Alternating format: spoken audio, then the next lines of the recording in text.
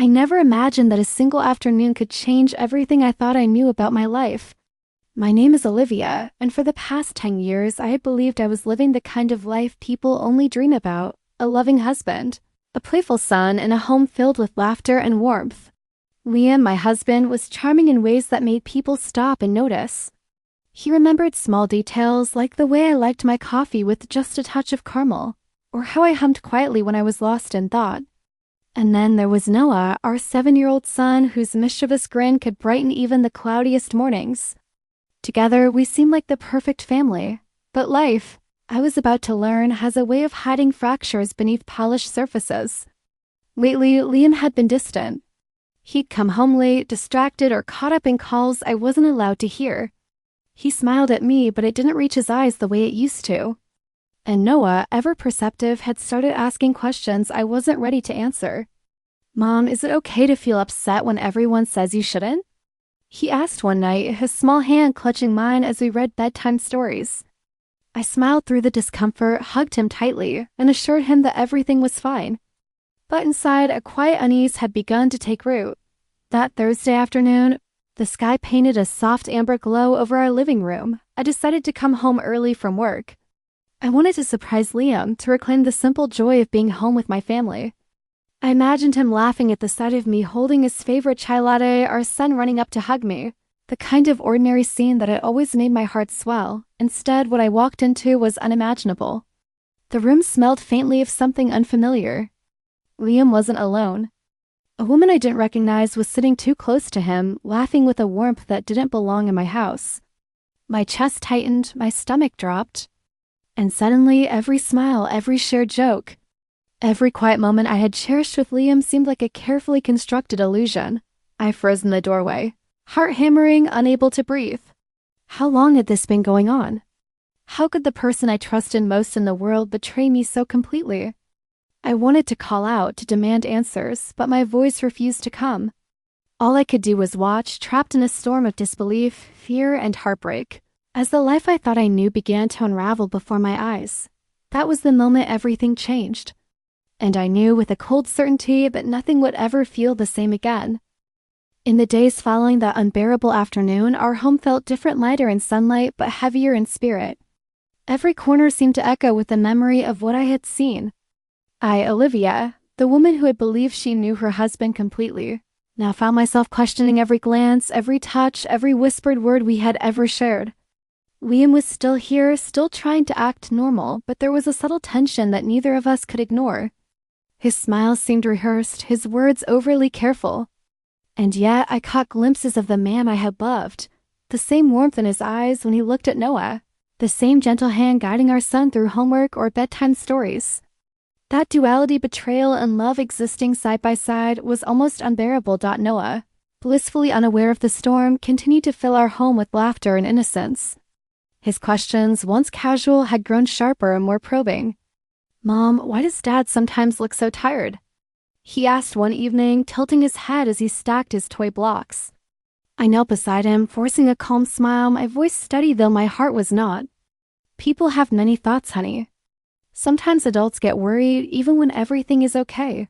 He nodded, but I could see the tiny spark of unease in his eyes, a reflection of the tension I was desperate to hide. Meanwhile, Liam's behavior oscillated unpredictably. One moment he was attentive, joking with Noah and helping me with dinner. The next he was distant, distracted, retreating behind closed doors or lost in his phone. I found myself watching him constantly, memorizing the way he laughed, the way he paused mid-sentence, the way his hand lingered near his phone longer than necessary. I wanted to confront him, demand truth and clarity, but a part of me feared what I might uncover. I feared that the foundation of our family, the trust and love I had taken for granted, might be more fragile than I could bear to acknowledge. That Thursday evening, as sunlight streamed through our living room window, I found myself standing near the doorway again, waiting for Liam. The house smelled faintly of jasmine tea, a scent meant to comfort, yet it only reminded me of the fragility of what we had. My thoughts churned with questions. How deep did this betrayal go? How much of what I cherished had been built on a lie? Could our family survive this fracture, or was this just the beginning of the end? Noah's laughter, carried from his bedroom, reminded me of what was truly at stake. I realized that the answers I sought wouldn't just define my relationship with Liam, they would shape the future of our son, the very essence of our family. And I knew with a sinking certainty that I could no longer pretend everything was fine. Something had to give. The stage was set. The questions were no longer just whispers in my mind, they demanded answers. And whatever came next, our lives would never be the same. The days that followed were a tightrope walk between normalcy and chaos. I, Olivia, forced myself to maintain routines breakfasts with Noah, school drop-offs, evening homework, but every glance at Liam reminded me of the fracture that had silently opened in our home. His presence, once a source of comfort, had become unpredictable, a mixture of warmth, guilt, and secrecy. I wanted to confront him, demand answers. Yet a part of me feared the truth even more than the unknown. One evening, I decided to test the waters. Liam was sitting on the couch, flipping through the TV channels absent-mindedly. Noah sprawled with crayons on the floor. I approached cautiously, my voice steady though my heart pounded. "Liam, can we talk?" He paused, eyes narrowing slightly, then gestured for me to sit. I could feel the tension radiating between us like static electricity. "I saw you." I began, choosing my words with care, and I need to understand. "What's happening?" Liam's hands trembled slightly as he set the remote down. For a long moment he said nothing, staring at the floor as if the right words were trapped behind some invisible wall. "You saw." "Her," he admitted finally, voice low. "Olivia, His words faltered, and I felt my chest tighten, the storm inside me growing heavier. I tried to gauge his sincerity, but his eyes flickered with something I couldn't quite read. Guilt, shame. Or perhaps the faint remnants of the man I had loved. Noah's laughter echoed from the next room, breaking the tension just enough to remind me why I needed clarity. This wasn't just about betrayal. It was about the family we had built, about the trust that bound us together. Every day that I pretended ignorance, every smile I forced, felt like another brick in a wall of lies that I could no longer tolerate. Over the next few days, the air between us became taut. Liam would reach for my hand one moment, then retreat the next. His attempts to explain were fragmented, scattered between apologies and excuses that only deepened my confusion. I found myself watching him constantly, how he laughed at Noah's jokes, how he glanced at his phone, how he moved through the house like a man trying to hide a storm. Every gesture, every word became a piece of a puzzle I wasn't sure I wanted to solve. Yet couldn't ignore. Late at night, I would sit by the window, staring at the streetlights flickering outside, thinking of what had changed. I realized that the life I thought was solid was no longer certain. Liam's betrayal wasn't just an event, it was a ripple that threatened to reach every corner of our family. Every bond I held dear, I knew one thing with absolute clarity: the questions could no longer remain unanswered. And as the days passed, I understood that what came next would demand confrontation, courage, and a reckoning that could either heal or destroy us. The day of confrontation arrived with a weight I could hardly bear. I, Olivia, had spent countless hours rehearsing what I would say, trying to prepare for the moment when Liam could no longer hide behind excuses or evasion. The house felt unusually quiet, as if it too was holding its breath. Noah was at a friend's house, giving me a moment alone with Liam, a moment I both dreaded and needed. He sat on the edge of the couch, hands clasped tightly, eyes fixed on the floor. When I entered, he looked up, and in that instant, I saw the man I had loved and the man who had betrayed me intertwined in a single expression. My voice trembled, though I tried to steady it. "Liam, I need the truth. No more hiding. No more half answers."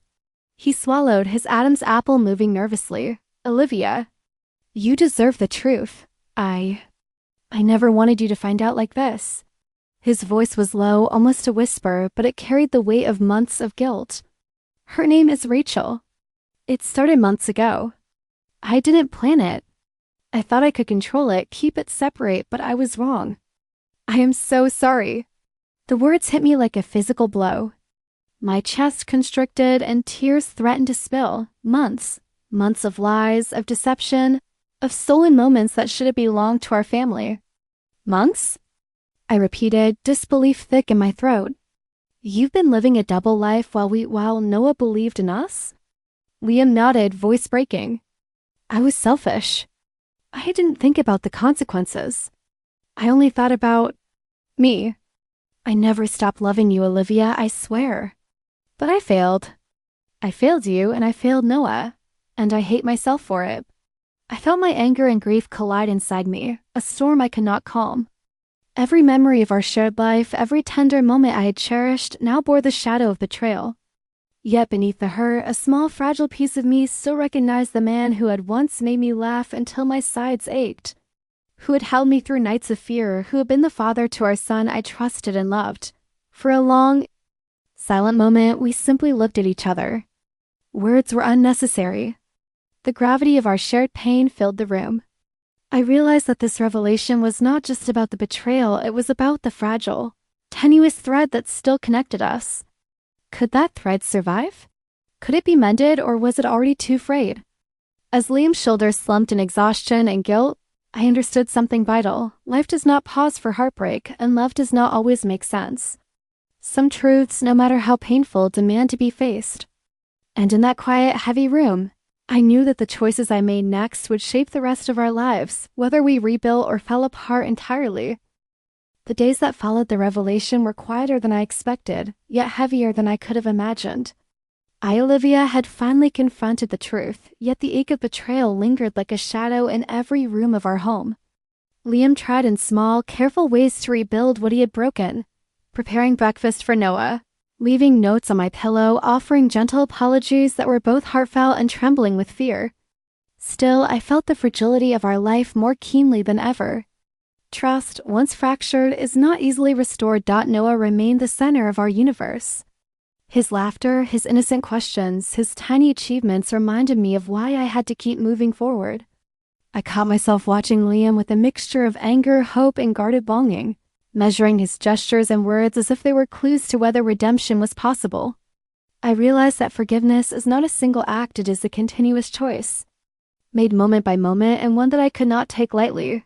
Some evenings, when the house was still and Noah asleep, I would sit by the window, staring at the golden light spilling across the yard. I let myself remember the man I had married, the warmth of his smile, the gentleness in his hands, the laughter that once filled every corner of our home. And I let myself remember the pain, the betrayal, the hidden truths, the months of deception that threatened to undo everything I loved. Both realities coexisted in me, uneasy and unresolved. I knew that the path ahead would require honesty, patience, and courage. Liam's mistakes had shattered the illusion of perfection, but they also revealed the depth of his flaws and the potential for growth. I understood that some fractures could heal, some wounds could fade, but some scars would remain as reminders of lessons learned and boundaries redefined. Our family's future depended not on denial, but on clarity, intention, and resilience. And yet, despite everything, I felt a quiet spark of hope. The revelation, painful as it was, had forced us to confront truths we had long ignored. It demanded accountability, introspection, and a reevaluation of what it truly meant to love and to be loved. In the midst of heartbreak, I recognized that life does not pause for grief, nor does it wait for the perfect resolution. We endure, we confront, and sometimes we rebuild stronger than before. As I closed my eyes that night, listening to the gentle breathing of Noah in his room, I realized that seeing the truth, even when it is unbearable, is a necessary step toward reclaiming life. The man I loved had faltered, and I had felt the sting of betrayal. But I also knew that in facing reality, we found the chance to redefine our family, our love, and ourselves. Pain had arrived uninvited, but resilience, hope, and understanding could still follow. And in that quiet, reflective moment, I understood something profound. Life may be unpredictable, and heartbreak inevitable, but the courage to face it, to choose clarity over denial, was the first true step toward healing.